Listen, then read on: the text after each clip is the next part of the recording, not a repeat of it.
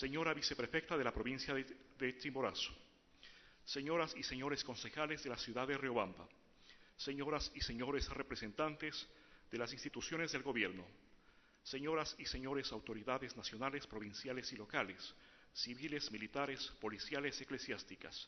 señores representantes de las entidades de educación superior de Chimborazo, señores representantes de la unidad educativa Pedro Vicente Maldonado, señoras y señores homenajeados, señoras y señores familiares y amigos de los homenajeados, representantes de movimientos y organizaciones sociales, señores miembros de los medios de comunicación social,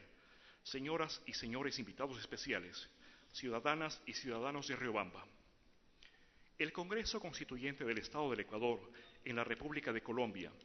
con fecha 21 de septiembre de 1830, dispuso la entrega de un ejemplar de la Constitución firmado por todos los diputados, su impresión y publicación en todos los pueblos del Estado, el juramento de la Constitución por parte de la autoridad y su lectura pública en cada pueblo, en acto solemne, cerrado por salvas de artillería, repiques y más señales de regocijo. La celebración de una misa especial en cada iglesia parroquial, catedral o matriz, para que los concurrentes, en el nombre de Dios y los santos evangelios, juraran guardar y sostener la Constitución del Estado como acto previo al Te Deum, sin excluir ceremonias paralelas a cargo de las divisiones militares llamadas a organizar fiestas públicas en honor de la Carta Constitucional que ha dado existencia política a los pueblos del Ecuador. La Gaceta de Quito, del 25 de septiembre de 1830, dijo en su editorial: «La dicha del Ecuador eternizará la memoria del 11 del corriente. Los colombianos del sur fijarán en él la época de su gloria, sus goces y las prosperidades de su país. Sus nietos habrán de celebrarlo con la ternura del corazón y el entusiasmo del espíritu, porque en él recibieron de la sabiduría y de la justicia el código de su esperanza, la carta de sus garantías y el principio fecundo de su felicidad». El colombiano de Guayaquil, por su parte, manifestó: «Se ha celebrado el acto más augusto y glorioso para el sur de Colombia, formado en Estado independiente y federativo. Era de urgencia vital que bajo bases estrictamente liberales se diese una constitución análoga a sus circunstancias y necesidades, y esta es la que se ha sancionado el 11 del que rige por el Congreso Constituyente». No malentendamos las circunstancias. Tomemos en cuenta que acabamos de leer fragmentos procedentes de la prensa oficial de época y, con la perspectiva que dan los años, comencemos por reconocer que no nos congrega aquí un festejo, sino una conmemoración, una recordación solemne que tiene como trasfondo el nacimiento oficial del Estado ecuatoriano, verificado en la ciudad de Riobamba, en un congreso que registra 3 fechas significativas: el 14 de agosto, día de su instalación; el 11 de septiembre, día en que se suscribió la primera Constitución; y el 23 del mismo mes en que tuvo lugar su promulgación. La historia, sin embargo, no ha de contarse, ni mucho menos entenderse a partir de hechos o fechas puntuales. La elaboración de la primera Carta del Estado ecuatoriano es la culminación de un arduo proceso que comienza a madurar y dar frutos en las postrimerías de la colonia. Esas turbulentas postrimerías que vieron surgir la Constitución de Quito en 1812, el Reglamento de Guayaquil y el Plan de Gobierno de Cuenca en 1820 y la Constitución de Cúcuta en 1821, matriz esta última de la Constitución de Riobamba. Estatuto que, a diferencia de los prenombrados cuerpos, se enmarcó en los principios de autonomía y soberanía que la diferencian y consagran como el documento oficial con el cual la República del Ecuador se erigió definitivamente como entidad cívica con autodeterminación y autarquía. Entre agosto y septiembre de 1830, la patria, como en otras ocasiones, tuvo su centro de gravitación en Riobamba.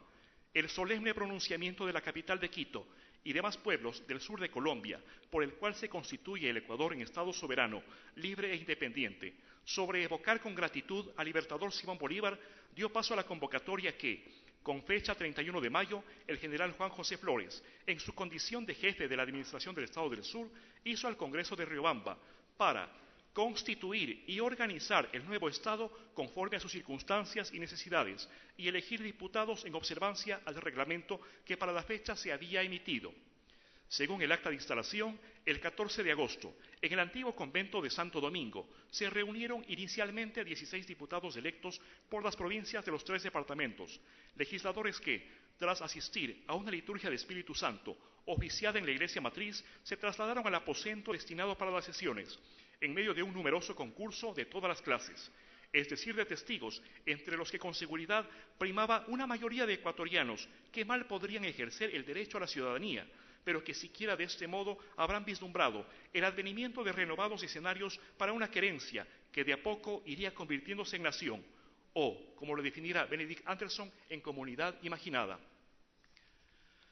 El Congreso Constituyente de 1830 tuvo a José Fernández Salvador como presidente y a Nicolás Joaquín de Arteta como vicepresidente. Como diputados por Cuenca actuaron Ignacio Torres, José María Landa y Ramírez, José María Borrero y Mariano Ventimilla. Por Chimborazo, Juan Bernardo León y Nicolás Vázquez. Por Guayaquil, José Joaquín Olmedo, León de Febres Cordero, Vicente Ramón Roca y Francisco Marcos. Por Loja, José María Lequerica y Miguel Ignacio Valdivieso. Por Manabí, Manuel de Rivadeneira, Miguel García Moreno y Cayetano Ramírez. Por Pichincha, Manuel Mateu, Manuel Espinosa y Antonio Ante, oficiando de secretarios los señores Pedro Manuel Quiñones y Pedro José de Arteta. El anteproyecto de 1830, según se conoce, fue preparado por los diputados Mateu de Pichincha, con Olmedo y Roca de Guayaquil, quienes lo redactaron teniendo a la vista la Constitución de Cúcuta, precedente que, más allá de las limitaciones impuestas por sus posibilidades de enunciación, representa un esfuerzo notable por cimentar una institucionalidad democrática en la región. El texto de Riobamba fue admitido sin mayores discusiones. Las deliberaciones al respecto, conforme insinúan las actas, fueron cortas y puntuales, pues a más de contar con una constitución, urgía atender temas y requerimientos legislativos fundamentales para la naciente república.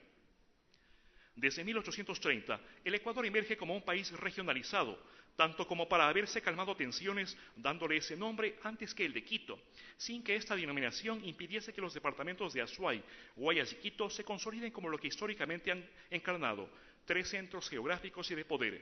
La emisión de su Carta Constitucional propició una primera, aunque fugaz presencia de la imprenta en Riobamba, a cargo del tipógrafo Rafael Viteri, bajo cuya responsabilidad, según consigna el historiador cuencano Ricardo Márquez Tapia, habrían estado buena parte de los aperos que llegaron a Ambato hacia 1755, luego comprados por el gobierno para producir publicaciones administrativas. En Riobamba, sobre aprobarse esta primera carta compuesta de 75 artículos, se aprobaron también 15 leyes y 22 decretos, y se procedió a elegir como presidente a Juan José Flores, militar extranjero avecindado en Quito, y como vicepresidente al guayaquileño José Joaquín Olmedo, diada en la que se atisba una búsqueda de equilibrio regional que ha de marcar el decurso de la vida política ecuatoriana. No tuvo el Ecuador en su origen un presidente nacido en alguna de sus provincias. La escasez de una clase dirigente propia ha de entenderse por la ofrenda de vida que destacados prohombres hicieron en la masacre del 2 de agosto de 1810, así como por los asesinatos o destierros contra políticos con vocación de estadista, siendo el caso del mariscal Antonio José de Sucre el más destacado. No quedó, pues, otra posibilidad que entronizar a Juan José Flores en la primera magistratura, ni nos quedan dudas de que no fue su personalidad arribista, su actitud ni su trayectoria las que se esperaría de un estadista convocado a la alta misión de fundar una república. El erróneo precedente de elegirlo como jefe de la nación se entendería en la lógica de controlar y disciplinar a unas milicias a las que el largo camino les aguardaba en la ruta de su profesionalización. Al rato ha de evidenciarse su elección como decisión fallida, si tomamos en cuenta su denodado afán por restaurar la monarquía en Sudamérica y otros indicadores de su exacerbada sensibilidad a la crítica periodística, que en mala hora, con o sin enlaces ciudadanos, no ha dejado de tener deplorables epígonos. La Constitución de 1830 adoptó, sin mayor disputa, el régimen republicano, con un gobierno que, aunque aristocrático, se representaba como popular, representativo, alternativo y responsable, y acogía la división de poderes en legislativo, ejecutivo y judicial. La opción por un régimen republicano, no obstante, no conjuró cabalmente las tendencias monárquicas que prevalecían con fuerza en sectores de la élite, temerosas de la movilización popular que el igualitarismo republicano propiciaría.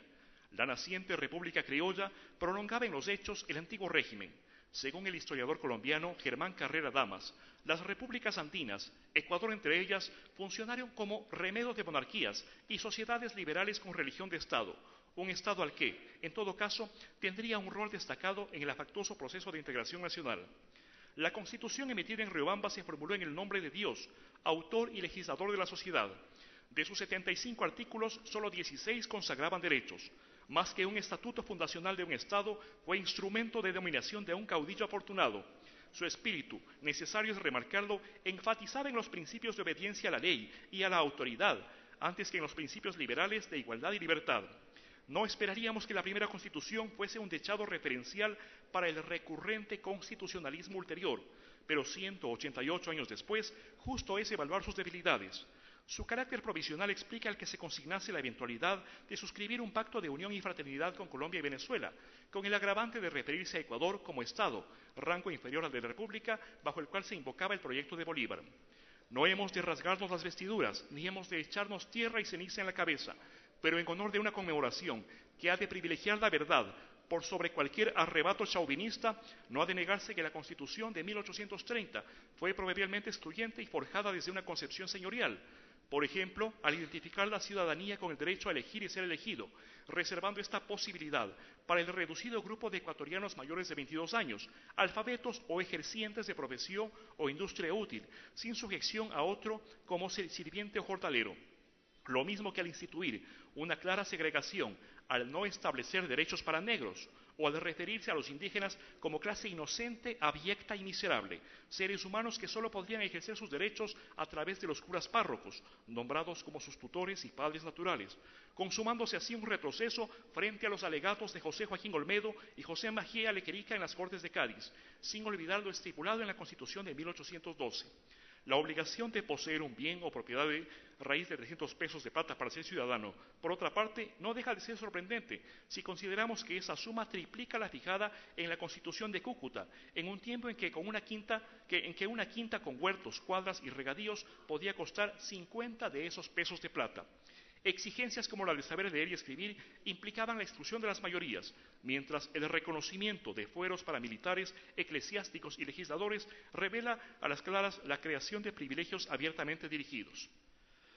Señoras y señores, mi postura de historiador hacia el poder en general y hacia la Asamblea en particular, expresada en entrevistas, lo mismo que en mi columna de opinión, ha sido recurrentemente crítica, pero en ningún caso combativa. Reconozco y acepto la invitación que me ha sido formulada como un gesto de nobleza, y con nobleza respondo, haciéndome presente sobre mi personal sentir, si mi criterio en esta alta ocasión ha de ser conocido por quienes, como ustedes, se encuentran investidos de especiales facultades en relación a la vida nacional y al devenir local. Nos encontramos en la ciudad de Riobamba, a la que la tradición, más que la historia, llama ciudad de las primicias. No me sorprendería que los orígenes de tan recurrente exaltación se remontasen a la España del siglo de oro, en que tuvo su apogeo el género coreográfico, en cuyos discursos, gracias al interés y mecenazgo de las élites locales, confluían la descripción topográfica y la narrativa histórica con la pretensión de mostrar al mundo las grandezas de determinada ciudad. Así como la querida Ambato es la primera circunscripción en acoger ese recurso técnico potencialmente civilizador que es la imprenta. La entrañable Loja vio nacer a doña Matilde Hidalgo de Procel, primera mujer profesional de la medicina y primera diputada, a la que en cambio Machala, de nuestros afectos, vio inaugurar el derecho al sufragio femenino en Ecuador. No vamos a negar que en Riobamba, como hoy lo estamos conmemorando, surgió el constitucionalismo ecuatoriano, o se realizaron las primeras emisiones radiofónicas nacionales, sin que ninguna de estas avanzadas deban hacernos perder la visión de conjunto, a fin de no sucumbir obnubilados por un localismo mal informado y peligrosamente inconsecuente. Sin someter a suficiente juicio, ha habido quienes asumen que el 15 de agosto de 1534 se fundó Riobamba, siendo dicha toponimia la que consta ya como sitio para la fundación de Santiago de Quito, venida a menos con la fundación de la villa de San Francisco. Enfocando asuntos semejantes, no vamos a negar que el historiador riobambeño Ricardo Descalzi, en su obra La Real Audiencia de Quito, Claustro en los Andes, publicada en 1978, se mostró proclive a la posibilidad de que Valvanera fuese la primera iglesia levantada en Ecuador, a condición de que no dejemos de lado de que, en 1987, en su síntesis histórica de San Pedro y San Pablo, el mismo Descalzi llegó a decir: como historiador ceñido a la verdad, no podemos asegurar ni sospechar que Valvanera fuese la primera edificación histórica realizada en nuestro territorio, retractándonos con honradez histórica de nuestra primera suposición. Se dice igualmente que el primer escudo de armas fue otorgado a Riobamba en 1623, pero se ignora que Quito recibió dicha merced en 1541, según se consigna en la Real Cédula de Otorgamiento. Tampoco habremos de impugnar la trascendencia de Juan de Velasco, a quien con admiración y respeto llamamos padre, pero considerarlo el primer historiador sería un acto inconsecuente para con la memoria de otro jesuita e historiador riobambeño, Pedro de Mercado, que vivió entre 1620 y 1701, dejando una obra que ha sido publicada por el Banco de la República en Colombia, pero que paradójicamente poco se conoce en nuestro país. No cabe relegar a un segundo plano la brillantez, el genio y las ejecuciones de don Pedro Vicente Maldonado, pero elegirlo sin más en pionero de la geografía y la cartografía nacional supondría un ultraje contra la memoria de adelantados como Rafael Ferrer, Juan Mañín o Samuel Fritz, que en 1691 produjo su Carta Geográfica del río Marañón o Amazonas, considerada por Jiménez de la Espada como el primer trazado hecho con observaciones astronómicas. No ha faltado quien se ufane de que en Riobamba hubo un tranvía de mulas, que ciertamente corrió por sus calles entre 1900 y 1910, sin percatarse de que en ese 1910 ya rodaba el tranvía eléctrico en Guayaquil, ciudad en que se constituyó una empresa de tranvías alados por tracción animal muchísimo antes, en 1884. Se ha dicho igualmente que Bellavista es la primera ciudadela, pero al hacerlo igualmente se ha desconocido que en 1919, también en Guayaquil, comenzaron las obras para el centenario, concebida con características y discurso de ciudadela moderna, sin olvidarnos de Quito, donde ya había empresas comparables antes de 1924, que es cuando recién comenzaban los trabajos para Bellavista, frustrado y efímero proyecto que para 1926 terminó siendo un estrepitoso fracaso. Si enfocamos nuestra mirada a la participación de la mujer en política, advertiremos que el Congreso Obrero, reunido en Guayaquil en 1920, congregó delegadas de diversas provincias. Dentro de la corriente anarcosindicalista en boga, se constituyó el Centro Feminista Rosa Luxemburgo, cuyas integrantes tuvieron participación en los sucesos previos y posteriores al 15 de noviembre de 1922. No es pues atinado asegurar que en Riobamba, en 1976, se haya producido la primera insurgencia femenina del Ecuador. Vale conocer que en junio de 1919, según consignan fuentes como Diario Los Andes, ya hubo una huelga de trabajadoras del Prado, pero no precisamente por una causa noble, cuanto por la intención de los propietarios de incorporar indígenas a la fábrica. Retornando al tema de la primera Constitución, quisiera aludir a la idea de erigir un monumento o enclave conmemorativo a ella dedicado, propuesta que no es nueva. Si acudimos a documentos del archivo municipal, advertiremos informaciones que deben ser tomadas con serenidad y sensatez, a fin de que no terminemos inventando la rueda.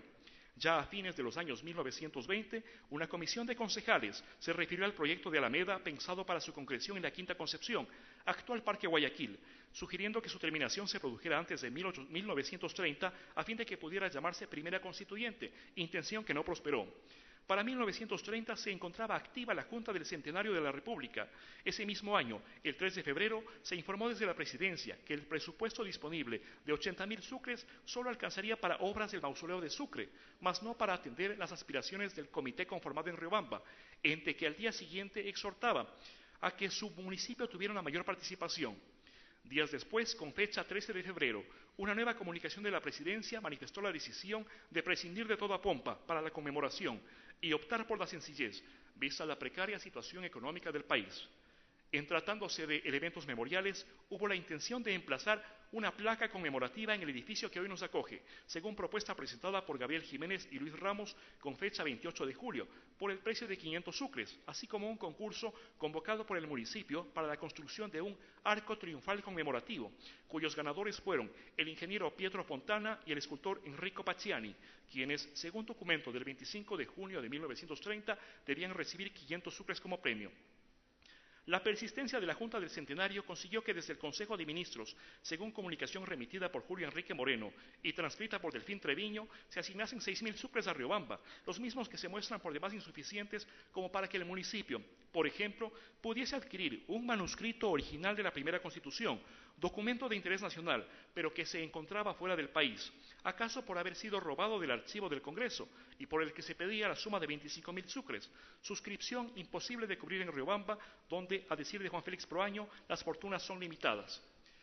En honor al tiempo no voy a abundar en más detalles. Considero, en todo caso, que la primera Constitución del Estado ecuatoriano no precisa monumento alguno. La hermana ciudad de Ambato ha levantado hace años ya un memorial dedicado a la Convención de 1835. En Riobamba, con el soberbio edificio que hoy nos acoge, basta y sobra. Este edificio, en uno de cuyos aposentos, con motivo del sesquicentenario de la primera Constitución, el presidente Jaime Roldós Aguilera hizo hincapié en demandas que aún no se vislumbran cabalmente atendidas y se dirigió a los mandatarios de Iberoamérica con palabras que hoy, más que nunca, nos interpelan desde un pasado, cuyo estudio y entendimiento solo podremos perfeccionar con actitudes consecuentes. Dijo Roldós: Yo recuerdo en esta ciudad histórica haber expresado algo que hoy lo traigo en mis palabras finales. Yo quiero que en este Ecuador, que tanto demanda justicia social y que demanda cambio, al que le hemos entregado y le entregaremos siempre la sinceridad de nuestro espíritu, que sobre el lomo de los Andes no vuelva a cabalgar el acento lastimero de nuestros indios explotados, que no volvamos a reeditar páginas que tienen que quedar para siempre en el pasado.